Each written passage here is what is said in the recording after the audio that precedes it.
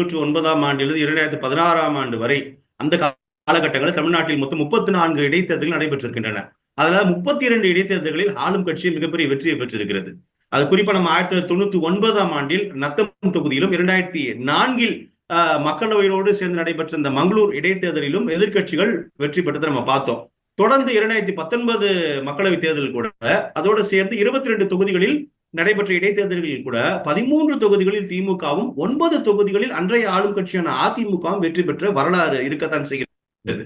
2019 மக்களவை தேர்தலில் திமுக கூட்டணி பெரும் வெற்றியும் அதிமுக கூட்டணி படுதோல்வியும் சந்தித்தது. ஆனா அதற்கு 2 மாதங்களிலே வேலூர் நாடாளுமன்ற தேர்தல் அந்த 2 மாதங்களில் ஒத்திவைக்கப்பட்டு நடைபெற்ற வேலூர் தொகுதியில் திமுக சொற்ப வாக்குகளில் தான் வெற்றி பெற்றதையும் நான் நினைவில் கொள்ள வேண்டும் பத்மநாபன். இதுதான் அதாவது இந்த ப்ரீவியஸ் ரெக்கார்டுன்னு சொல்லுவாங்க. அப்படியான ஒரு இடத்தில் தான் இது அரங்கேறுகிறது.